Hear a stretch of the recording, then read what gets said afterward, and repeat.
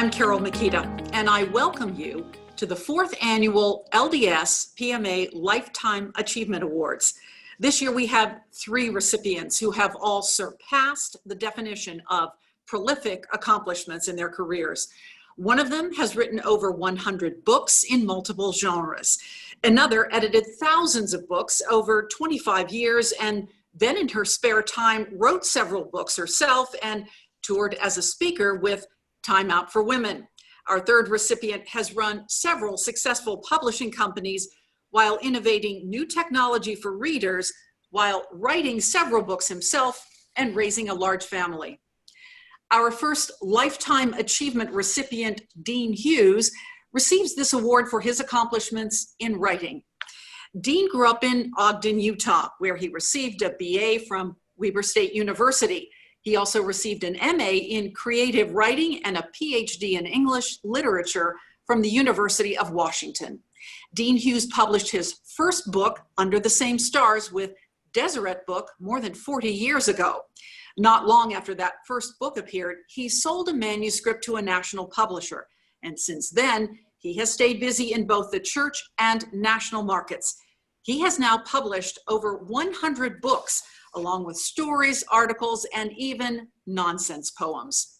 He has written fiction as well as nonfiction for all ages, children, young adults, and adults. He is best known for Children of the Promise, a series of historical novels about World War II. His young adult novel, Soldier Boys, has received national critical acclaim, as has his newest book, 442. 2 of his recent books, Muddy and River, probe the challenges of living in polygamy in the 19th century and in establishing the United Order in Orderville, Utah. Dr. Hughes attended postdoctoral summer seminars at Stanford and Yale. He has taught creative writing at Central Missouri University and at Brigham Young University. Dean has served as a bishop and in many other church callings. He is married to Kathleen Hurst Hughes, who served as first counselor in the Relief Society General Presidency. Together, they have served senior missions in Nauvoo, Illinois, and Beirut, Lebanon.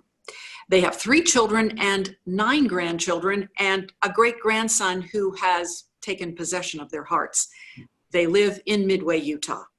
Dean tells himself that he will soon slow down, maybe write a little more, but not at such a hard pace. But when he gets up in the morning, he would rather write than almost anything else. He plays a little golf, loves to travel, feeds birds and photographs them, and rides his electric bike. But he mostly enjoys sitting down to compose a new book, and he tells himself, this time, I'm finally going to write a good one. Dean, on behalf of LDSPMA, I'm happy to present you with this year's Lifetime Achievement Award in Writing. Thank you, Carol. When I was in junior high, I started telling people I wanted to be a writer when I grew up. My first motivation was to create the kinds of stories written by the authors I loved. But also, floating in my head was an image of an author, someone rich and famous and above all, important. I grew up on the wrong side of Ogden, Utah. My dad used to talk about the doctors and lawyers who lived up on the hill. And I guess I wanted to be like that. Someone who lived in a nice house, not in the tiny trailer house where I had started out my life, and someone everyone respected and admired. I kept reading and I considered other careers, playing Major League Baseball and later becoming a lawyer. But I was not a great athlete, and my state president told me that lawyers did paperwork all day. Being a writer sounded better, but then I doubt I considered all the hours I would end up doing a certain sort of paperwork. I had a great high school creative writing teacher and another wonderful writing mentor at Weber State University. I majored in English, earned a master's in creative writing and a PhD in literature. I still liked the idea of being a fiction writer, but by then I suspected that that goal had been a fantasy. Eventually, however, I became interested in writing for children and began to produce manuscripts I could submit and get rejected. I had 3 books turned down before I sold one. When I finally broke through, it was with a children's historical novel written for Latter-day Saint readers. And those three descriptors, children's books, historical fiction, and Latter-day Saint readers, shaped my early writing career. Some children's books are more literary than others, but the divide between literary and popular is not really pronounced. And there has been little demand for esoteric literary novels among Latter-day Saint readers. So my choices and interests planted me in the popular market that is often looked down upon by, well, people like me. Besides, at some point I decided I wanted to escape being like me, that is a literature professor, and write for a living. But doing that required hawking my talents for the unthinkable in the academic world: money. But if I became commercial in my writing, I didn't do a fantastic job of it. I never really made a stab at blockbuster bestsellers. Writing for children, or for what we called in those days Mormons, was simply not the royal road to great wealth. And somewhere along the way, I had decided I didn't want to write salacious scenes or to use profane language. The two markets I had chosen were about the only ones in which I could get away with that sort of cleanliness. Nonetheless, I resisted the impulse of many writers who try to earn money with their writing. I vowed never to be preachy. My goal has been to write a good story with believable, developed characters. And even if I'm writing baseball books for middle grade readers, I try to make those kids think about more than baseball. Questions about life and values and all the nuances of right and wrong. As it turned out, I had great tenacity and limited talent. I did learn, however, if you want to make a living writing and you have to choose between the two, tenacity is more important than talent. I published my first book 41 years ago, and I've rarely missed a year, mostly when my wife and I served missions, of having at least one book come out each year. That demonstrates my tenacity, and it also proves that I wasn't making enough money on any single book to feed my family very long. All the same, the greatest insult I sometimes hear about myself is that I really crank out the books. I have never cranked out a single page. I rewrite every manuscript, whether a 100-page sports story or a 100-page historical novel, 8 or 9 times or more. In later years, I turned mostly to historical fiction for young adults and adults, and that meant learning certain histories through extensive research. I've tried to be rigorous in that research, but never to sacrifice meaningful character development to the background history. I want my novels, set in any period, to reach toward the truth of human motivations, and I want my readers to feel a common humanity, even love, for my characters. As things have turned out, I am neither rich nor famous. Still, I've made a living, and that's not easy to do as a writer. And every now and then, someone recognizes my name. So I guess I can say that I'm a little bit famous, if that's a thing. This award implies that sticking with a limited talent for 40 years of publishing actually does garner some respect, and I appreciate it. But let me tell you about the greatest honor I have received as a writer. I was doing a book signing in Pocatello, Idaho one day when a woman approached me and told me that her mother was dying and had a great regret.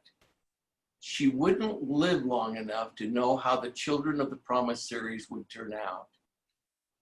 I had published 3 volumes and still had 2 to go at that point. The woman wondered whether I knew the ending and would I mind revealing it to her mother privately if she promised not to tell anyone else. I said I'd be happy to do that. After all, I wasn't doing anything. I never attracted much of a line at my book signings.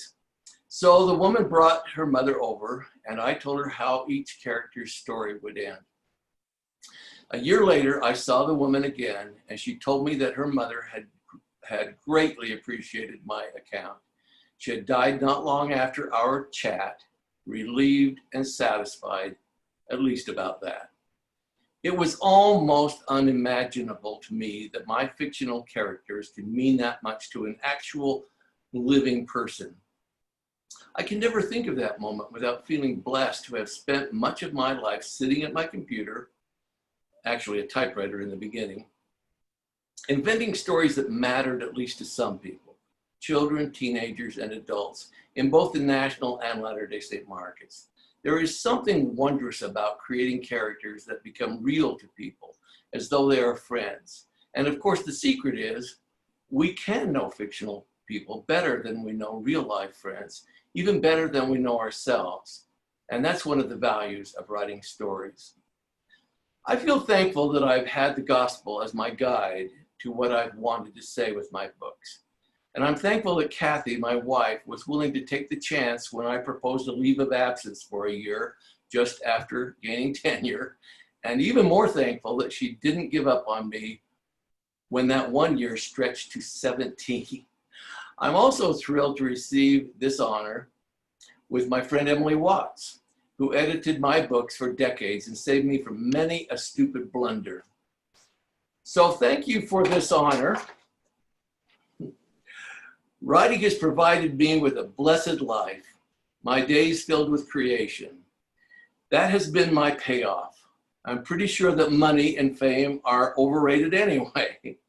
And what I've learned in my life is that I am important, exactly as important as you, and we are as important as everyone else. We're all God's children. Thank you. Dean, that was wonderful. I have a couple of questions to ask. Can we chat for just a few moments? Sure.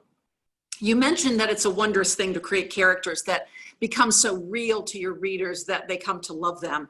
Has there ever been a character in any of your stories that became a source of inspiration to a reader and that surprised you? Well, I did have an experience. I don't know exactly if it was a source of inspiration, but it's the character I remember most having effect upon people. I wrote a book called Soldier Boys, which is a young adult novel that takes place in World War II. And there was a character named Spencer Morgan, a young man from Utah who went to World War II, and very young, and he was the hero of the story. Well, I think most young people are accustomed to reading fantasy stories where the main character gets into impossible situations but always gets out. But in my novel, the main character dies. And that was really hard for young readers to live with. He had become real enough to them that they didn't want to see this happen. And they wrote to me from all over the United States saying, please, why did you do this? I love this book and then you killed Spencer. Why did you do this? But you know, young people go to war and they die. And you know, that's a hard thing to write about. But we can't always write about everything turning out okay. And I think that we have glamorized war, especially in recent years. And I think this novel might help some young people see that war is not glamorous. Thank you for sharing that. You also said that tenacity is more important than talent. What can you tell our conference attendees about tenacity versus talent, or does tenacity develop talent? Well, you know, when I was teaching at BYU and other places where I've taught creative writing, I found a lot of young people who had more talent than I have. Their gifts were amazing, and they would write these first drafts that were just remarkable. But they didn't have the tenacity to really finish the book, to revise it, to work with an editor, to really get the book to that place where it was finally ready to be published. And so that's, I think, the first thing you need is not only the gift or the aptitude to write, but then that ability to stick with it. The other thing is I saw kids with great talent who sent their manuscripts out, got them rejected, and then soon gave up. And I think that's the other part of tenacity. Now, I do think as you stick with it, as you are tenacious in your work, that you learn things that help you to write better over time. And so your talent does increase. It's sort of like a sprinter. Mm-hmm. You either have the gift to run fast or you don't. A slow guy can't learn to run fast. So if you have the aptitude, you can take hundreds of seconds off and you can get a little better. And that's how I feel I've done. With a limited gift, I feel like I've gotten a little better over the years, but not as good as I would like to be. Oh, I think we would all disagree with that. For us, you're a superstar. Thank you and congratulations, Dean.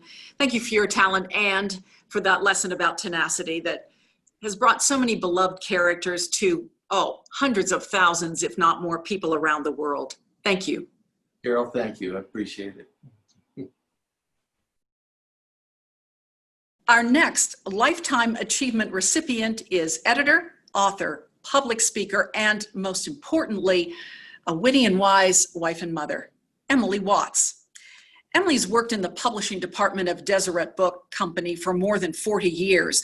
She was graduated magna cum laude from the University of Utah in June of 1977 with a BA in English and joined the staff at Deseret Book that September. For several years of her employment, she worked part-time at home, juggling the joys and demands of raising 5 children with the joys and demands of working with words. She returned to full-time work in the office in 1995. Emily finds editing to be a fascinating blend of technical knowledge, psychological acumen, and mind reading. Building relationships of trust with authors has been the most rewarding aspect of her career, and she feels lucky to call so many of them her real friends. She also feels privileged to have worked in a variety of genres, from children's fiction to biography, self-help to doctrine. She loves all kinds of editing, from the fine sandpaper work on a polished manuscript to the spinning straw into gold developmental project. When no one seemed to be writing the parenting book Emily really wanted to read, one that would acknowledge that a person could love being a mom and still find some parts of it really hard, she finally just wrote it herself. Being the Mom, 10 Coping Strategies I Learned by Accident Because I Had Children on Purpose, was released in 2002, followed in later years by Take 2 Chocolates and Call Me in the Morning, Confessions of an Unbalanced Woman, I Hate It When Exercise is the Answer, a fitness program for the soul, The Slow Ripening Fruits of Mothering, and Once There Was a Mom. Emily has taken her practical and humor-filled perspective across the country as a speaker for Deseret Book's Time Out for Women tours. She has also spoken at BYU Women's Conference and in many other venues. Emily and her husband of 42 years, that's Larry, live in Taylorsville, Utah. They are the parents of 5 and grandparents of 12. Emily, on behalf of LDSPMA, I'm so pleased to present you with this year's Lifetime Achievement Award in Editing and Design. Congratulations. Thank you so much, Carol. It's pretty exciting to be here. It's exciting to be old enough to have a lifetime achievement. When I was 8 years old, a spectacular new public library building opened up in downtown Salt Lake City. I well remember on my first trip to that library gazing in wonder at the longest escalator I had ever seen, which led up to the 2nd floor where the children's section was housed. I rode that escalator countless times in my childhood, excited to get to my favorite shelf, the one with the fairy tale books. I went through all the colors, from the blue fairy book and the yellow fairy book to the more exotic sounding violet and crimson volumes. "Don't you ever read anything else?" my sister complained. Well, sure, I devoured the 5 Little Peppers and Mrs. Pickle-Wickle and Encyclopedia Brown and The Great Brain and other popular heroes of the day. But the fairy tales were my favorites. And from them, I believe I learned something of the power of words to create worlds. A decade later, I was a freshman at the University of Utah, majoring in elementary ed. I thought my life work would be to share the stories I loved with the children in my grade school classes, but that was evidently the wrong direction for me, because one day when I was hiking across campus, a distinct impression came to my mind. You are in the wrong major. It was such a powerful feeling, such a clear direction, I could not ignore it. As I began to ponder, I realized with a jolt that I didn't like children all that well. In small doses, yes, but not a classroom full of them every day. So I began to review my options, and every train of thought led me to the same conclusion. I should major in English. I had loved English in high school. Books and words had always been my greatest friends, but English? I thought, what on earth would I do with a degree in English?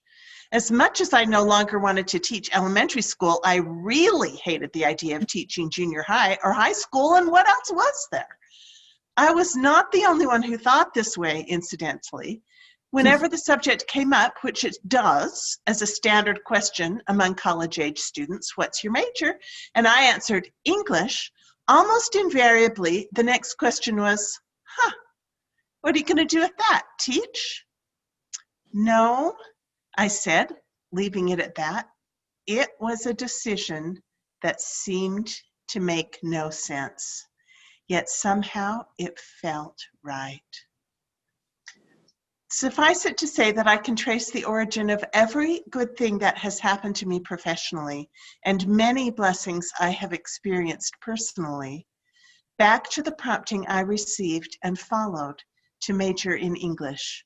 We had no editing curriculum at the U back then. My real training was carried out on the job by the incomparable Eleanor Knowles, editor of Deseret Book Company, who took a chance on an inexperienced graduate in whom she perceived the makings of an editor. The best editors are born, not made, she often said. You can learn the rules and gain proficiency in many skills, but the feeling for the words, I can't give you that.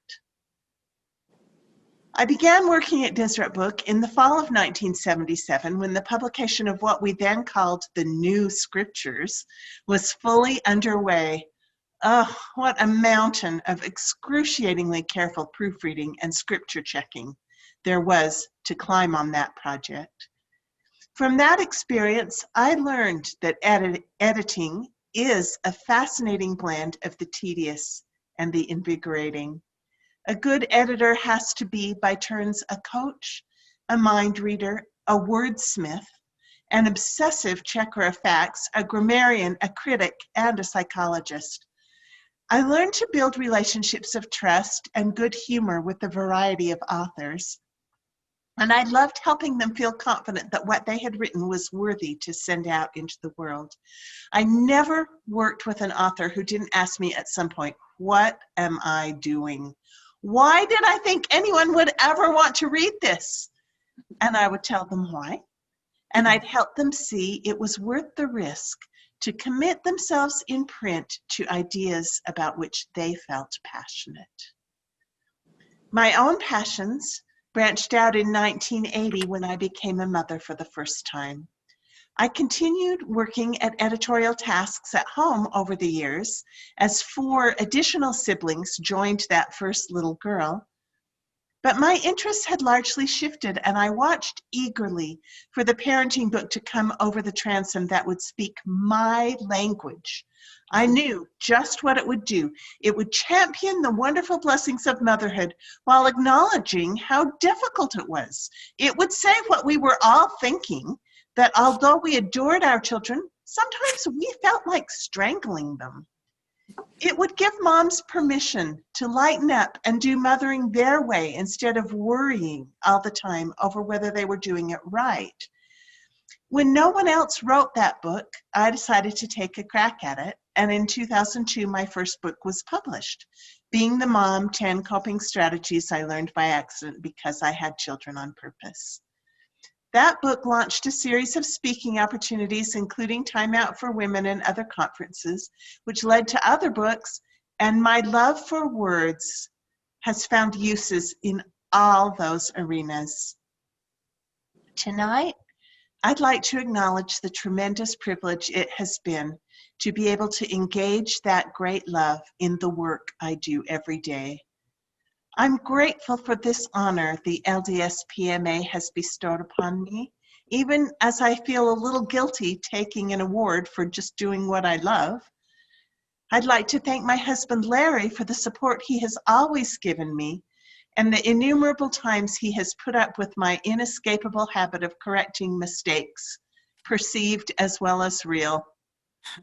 Most of all, I especially want to express my gratitude that the work we do as Latter-day Saints in publishing and media adds to the light in the world and advances the cause of our Father's kingdom. I cannot imagine a greater blessing than that. Thank you.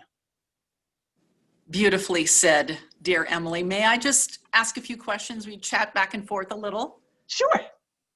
You mentioned in your acceptance speech that editing is a fascinating blend of the tedious and the invigorating. And would you also say the same about motherhood? And in what ways do you think these two great works of your life require that same approach and skill? I think it's true of just almost any profession, but for sure it's true of motherhood. And there certainly have been times in my work where I have looked at a book and thought, this book doesn't really need an editor, it needs a mom.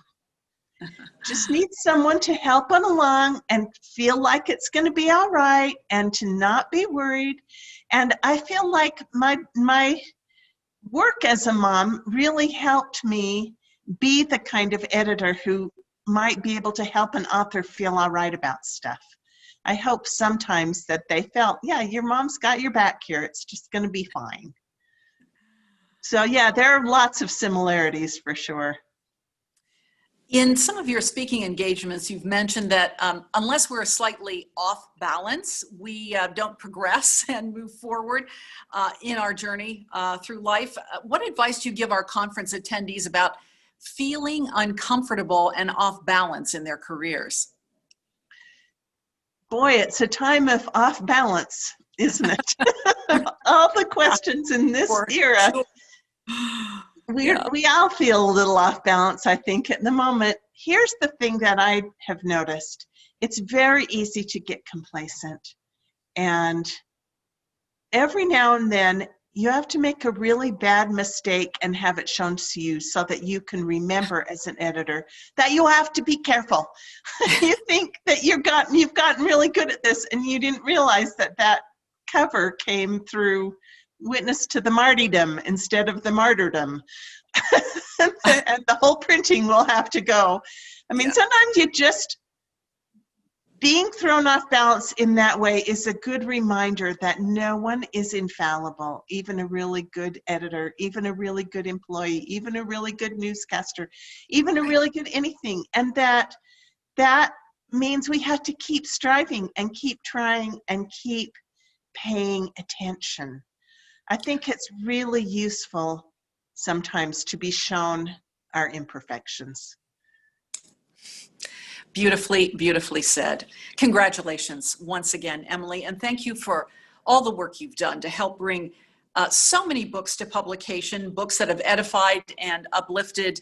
I'm going to jump right out there, hundreds of thousands, even millions of people throughout the world. And thank you also for your wise words and your helpful, truly helpful sense of humor that brings those words straight to our hearts. Thank you, dear Emily. Thank you.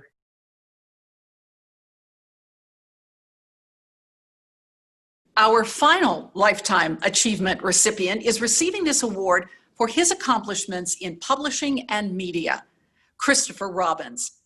He is a person who must wear many hats, sometimes all at the same time. He's been CEO of several companies, the founder of others. He's been a technological innovator, editor, author, husband, and father of 9 children, 6 boys and 3 girls. Christopher is a member of the Church of Jesus Christ of Latter-day Saints, is an avid backpacker and fly fisherman, and is a musician who plays multiple instruments. Christopher earned a BA in English and an MBA from BYU. He then started his publishing career by launching The Arts magazine in 1992, a slick 4-color magazine covering the arts of Utah. He's been the editorial director and marketing director for Northwest Publishing. He's also served as the CEO of Gibbs, Smith, and American West Books. He founded Novelocity, a company that brought serial fiction to people's emails before mobile technology. He co-founded Hummingbird Digital Media, a company that democratized audiobook and ebook retailing. He has served on numerous boards, including Writers at Work and the Independent Book Publishers Association. And somehow he found time to author several books for both children and adults. In 2012, along with his wife, Michelle, Christopher founded Familius, and he currently serves as its CEO. Familius is a trade book publishing company whose mission statement is helping families be happy. This mission has helped Familius become one of the top fastest growing independent publishing companies in the US for the past 3 years, as reported by Publishers Weekly. His favorite quote is from Gandhi: "Be the change you wish to see in the world." And he has ever lived up to those words. Welcome to you, Christopher. Thank you, Carol. Much appreciated. On behalf of LDSPMA, I am pleased to present you with this year's Lifetime Achievement Award in Publishing and Media. Well, here it is. Thank you. I find it ironic that while my hair and beard have grown fairly white and gray over the last few years, that the LDSPMA finds that particular genetic attribute sufficient to consider me for a Lifetime Achievement Award. Seriously, I'm not even 53 years old yet, but thank you. This is both unexpected and uncomfortable. All I really know how to do is work hard, and that has been an attribute that has helped me continue in this maddening, fantastic, wonderful, frustrating, and enlightening industry. I've grown up in the publishing business, and if I've done anything that warrants consideration for any recognition, I'm grateful to all who considered my work meaningful. And if my body of work has any merit, it's because of the tremendous influence of my family, my mentors, and my publishing colleagues have had on me. I'm grateful and acknowledge the impact my grandparents had on me by giving me a book for every single gift. I am grateful to my brother, Robbie, who talked me out of law school, telling me to do what I loved and the money would come. I am grateful for my publishing mentors who saw something in me worth nurturing. Bill and Jacqueline Kaufman, Judith Burton, Sally Davis, James Van Treese, Gibbs and Kathy Smith, Sandy McGregor, Marilyn Abraham, Ted Heineken, Bill Black, and Peter Workman. I am thankful for my current and past publishing colleagues who, probably without realizing it, were and are a significant part of my continued interest and education in the publishing trade. Roz Willie, Sandy DuPont, Kelly Robles, Steve Persanti, Brad Farmer, Madge Baird, Suzanne Taylor, Marty Lee, Allison Olson, Steve Meddy, Angela Bowl, Josh Meddy, Brooke Jordan, David Miles, Maggie Wicks, Kate Farrell, Marcella Smith, Angela Bowl, Brooke Jordan, David Miles, I said to them, Carlos Guerrero, Ashley Mideles, and many, many others. And of course, I'm eternally grateful for the love and support my wife, Michelle, and my 9 children have offered. As they supported me, encouraging me, counseling me, and even telling me, why don't you publish something we'd actually like to read? Interestingly, I'm also grateful for the challenges and trials that I have experienced during my career. These challenges include the rise in over-inventoried expansion of the chain bookstores, the contraction of independent book selling, the lightning laydowns returns from the mass merchandisers, and clubs where books are only visible for 3 to 5 weeks, the immediate impact of social media, the leveraging of the book trade by online retailers, the fall of every single publishing barrier, the 2001 recession, the 2008 Great Recession, the chain bankruptcies, and now a global pandemic with its accompanied economic malaise. No doubt the most serious challenge the industry has faced in my lifetime. Each of these unique moments over the past 30 years has provided opportunity to ponder, pray, counsel, and then decide, with each decision having both positive and negative consequences. As Father Lehi taught in the Book of Mormon, it must needs be that there is an opposition in all things. These experiences have helped me, both temporally and spiritually. And it is these challenges that have provided the resistance to help me grow as a book publisher. To be a book publisher is a unique gift. Every month you meet the most interesting people and have the opportunity to be exposed to and learn things you would never consider. Publishing is a trade. It requires daily practice and discipline, and you never will master it. It is always changing, and no book or market is exactly the same.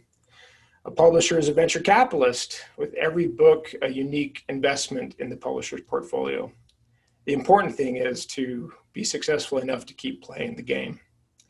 As I look to the future of book publishing, I am encouraged and even fascinated by the unique changes and opportunities that abound.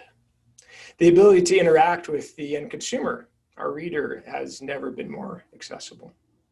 The opportunity to monetize our content has never been broader. The mediums and packages that are available make publishing a creative's playground. It's a fine time to publish a book, and don't let anyone tell you otherwise. For me, book publishing has become far more than a way to make money. As I hopefully have matured, it has grown from a job to a career, to a discipline, to a purpose. Familis's mission, as Carol stated, is to help families be happy.